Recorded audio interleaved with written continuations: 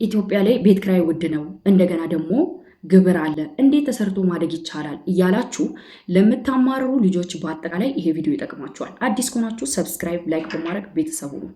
የመጀመሪያው እናንተ አይምሯችሁን በተደጋጋሚ የምትነግሩት ነገር ችግር ስለሆነ ስለ ቤት ክራይ ችግርን ያባዛላችኋል። እንዲሁም ስለ ንግድ ፍቃድ ወይኔ ምን ሰርቼ ንግድ ፍቃድን እከፍላለሁ የምትሉ ከሆነ ያንን አባዝቶ ለንግድ ፍቃድ የምትከፍሉትን ያሳጣችኋል። በመጀመሪያ ደረጃ የአእምሯችሁን ስርዓት መረዳት አለባችሁ። በተደጋጋሚ የምትነግሩት ነገር እውነታ እየሆነ እንደሚመጣ ማወቅ አለባችሁ።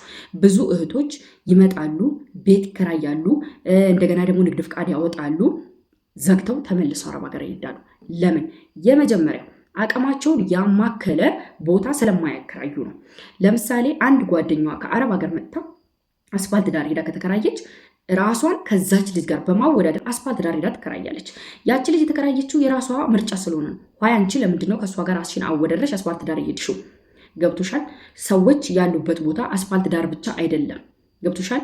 ገባ ብሎ ወደ ውስጥ ላይ ሆኖ በጣም ብዙ ስራ የሚሰራበት ቦታ አለ። ዞር ዞር ብለሽ መጀመሪያ ከመግባትሽ በፊት ማየት አለብሽ። ስለዚህ የምትከራዩ ቤት አቅሜን ያማክላል ወይ? ቅድስት ትልቅዬ ቤት ስለተከራየች እኔም ትልቅዬ ቤት እከራያለሁ ማለት አይደለም። ራስሽን ከሰው ጋር ማወዳደር ስትጀምሪ መጀመሪያ መሞት ትጀምሪያለሽ።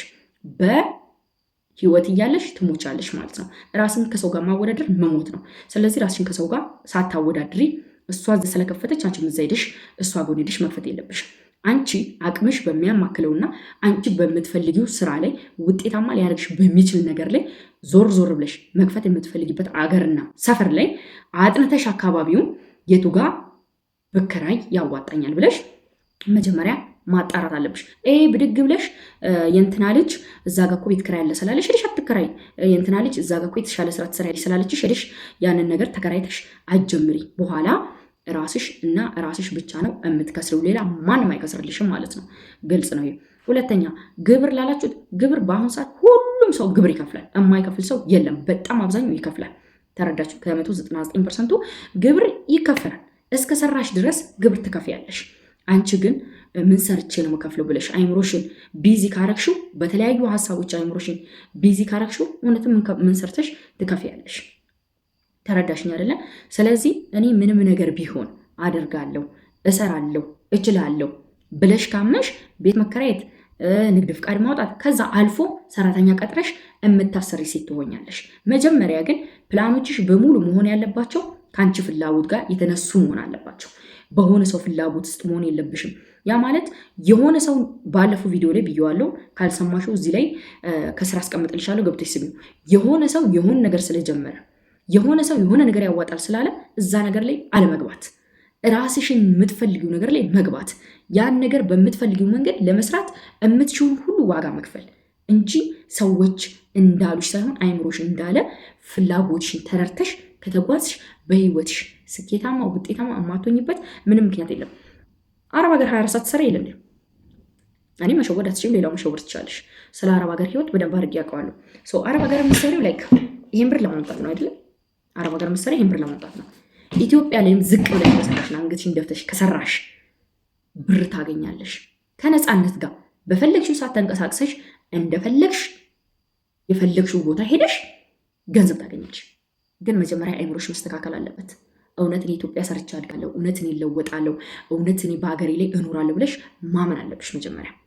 ከዛ አካባቢሽን ቼክ አድርገሽ በትንሽ ነገር ተከራይተሽ እንደገና ደግሞ ማለት ነው። ይህም በቀጣይ ቪዲዮ እመጣበታለሁ። እኔ የምሰራቸውን የተለያዩ ስራዎችንም እነግራችኋለሁ። ምንድን ነው እንደዚህ አይምሯችሁን ቤት ክራይ ውድ ነው፣ ግብር በጣም አይምሯችሁ እንደዚህ ቢዚ አታድርጉት። ከአረብ ሀገር መጥተው በጣም ብዙ እህቶች አሉ ኢትዮጵያ ላይ ተቀምጠው በጣም የሚገርም ስራ እየሰሩ የሚኖሩ። እኔ ለስራ አንዳንድ ቦታ ስንቀሳቀስ እሷ እኮ ዱባይ እንዲህ ሰርታለች፣ እሷ እኮ ዱባይ ይህን ያምር ቆይታለች፣ እሷ እኮ ኳተር ነበረች ይሉኛል። ታዲያ ህይወታቸውን ሳይሆን የሚገርም ህይወት ነው የሚኖሩት። ዝንጥ ብለው ፏፍሽ ብለው ነው የሚኖሩት። ለአንቺ ለምንድን ያልተቻለው? አይቻልም ብለሽ ስላመንሽ። ለአንቺ ለምንድን ነው ኢትዮጵያ ላይ መኖር እንደማይቻል ያመነው አይምሮሽ? ደጋግመሽ ስለነገርሽው ችግር። ኢትዮጵያ ቤት ክራይ ውድ ነው፣ ኢትዮጵያ ግብር አለ፣ ኢትዮጵያ ሽሮ ተወዷል፣ ኢትዮጵያ ዘይቱ። የማታወሩት ጉድ የለም። እስኪ እዩት። ሰውን ኢትዮጵያ ላይ እንደፈለገ ነው የሚኖረው። አንቺን የፈጠረ ጌታ አንቺን ያኖራል። ሰው ሀገርም እኮ ሰርተሽ ቢያልፍልሽ ደስ ይላል። ግን አብዛኛውን ጊዜ ከ199%ቱ ግማሹ ታሞ ግማሹ ገንዘቡን በቤተሰቡ ተከርቶ ወይ በፍቅረኛ ወይ በባሉ ወይ ደግሞ በአሰሪዎቻቸው ብዙ ነገር መስዋዕት አድርገሽ እድሜሽን ሉዝ አድርገሽ ከምንም ሳትሆኚ ትመጪና ከምንም ሳትሆኚ ህይወትሽ ያልፋል። ሆይ አንዴ እኮ ነው እዚህ ምድር የምትኖሪው። አንቺም እኔም ማንም ህይወት አይደገምለትም። ስለዚህ በቤት ኪራይ ፍራቻ አረብ ሀገር አትቅሪ። በታክስና ግብር ወይም ደግሞ በንግድ ፍቃድ አረብ ሀገር አትቅሪ። በአጠቃላይ አይምሮሽን ጥሩ ነገሮች ነገርሽ ካሳመንሽው በአንድ ስራ ሳይሆን በሁለት በሶስት ስራ ራስሽን ቢዚ ካረግሽው በጣም ነው በህይወትሽ የምትለወጭ። መለወጥ ማለት በነገራችን ላይ የሰው ልጅ መጀመሪያ ውስጡ ከተለወጠ እችላለሁ አደርጋለሁ ብሎ ካመነ መለወጥ ይጀምራል። ይሄ መለወጥ ማለት ይሄ ከላይ የሆኑ የተለያዩ ፋሽን ልብሶችን እየለበሱ እየተሽቀረቀሩ ቪዲዮ እየተቀረጹ ወይ ፎቶ ፖስት ማድረግ አይደለም። ለራስ መሆን፣ ለራስ መቆም፣ ኃላፊነት መውሰድ፣ ማንም ባይኖረን ለራሴ በቂ ነኝ ብሎ ማመን፣ ቤት ኪራይ፣ ታክስ ወይም ደግሞ ንግድ ፍቃድ፣ እነዚህ ነገሮች በሙሉ እኔ ሰርቼ ማድረግ እችላለሁ ብለሽ የምታምኝ ሴት መሆን አለብሽ። ከ8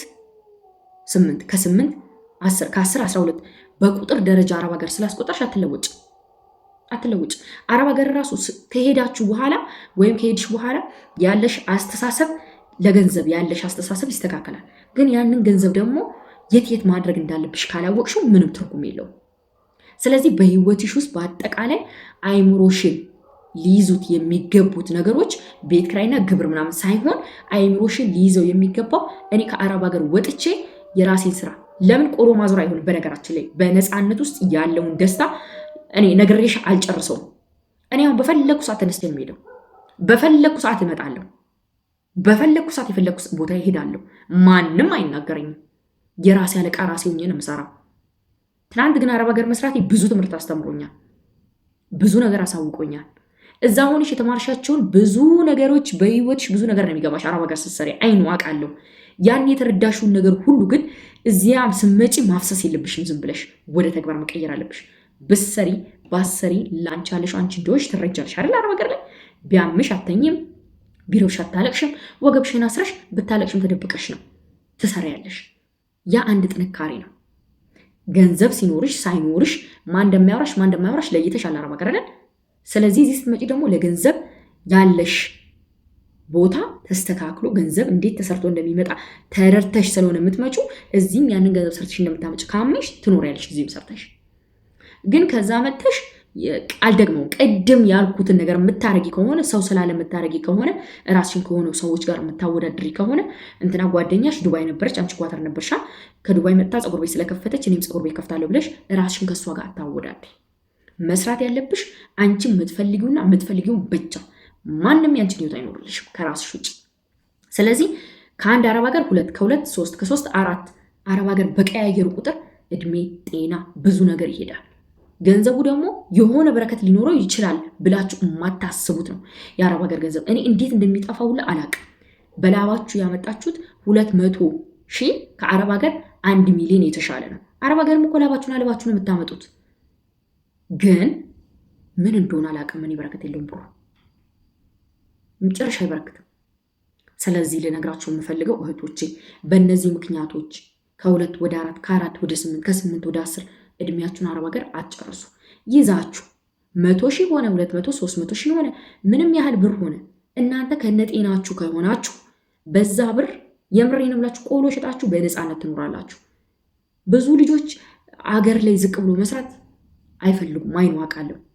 አረብ ሀገር ግን በጣም ብዙ ፍጋ ሲያስፈጉሽ አበሻ አያይሽምና ጎንበስ ብለሽ ትሰሪያለሽ። እዚህ ግን አበሻ ስለሚያይሽ ትፈሪያለሽ፣ ታፍሪያለሽ። ዋይለም ደግሞ አፍረ ስራ እኮ ነው ብለሽ አይምሮሽን ካሳመንሽ እነ ቤት ኪራይ እነ ግብር ምናምን አይምሮሽን አያጨናንቁትም። ትሰሪያለሽ። እስከ ሰራሽ ሁሉንም ነገር ትከፍያለሽ። ዋናው ግን የመጀመሪያው ስራ አይምሮሽን ማስተካከልና አይምሮሽን ማሳመን ነው። ለዚህ ቻናል አዲስ ከሆንሽ ሰብስክራይብ፣ ላይክ በማድረግ ጠቃሚ ቪዲዮችን ታገኛለሽ። ሀሳብ አስተያየት ካለሽ ኮሜንት አድርጊልኝ። ቤተሰብ ስለሆንሽ በጣም አመሰግናለሁ።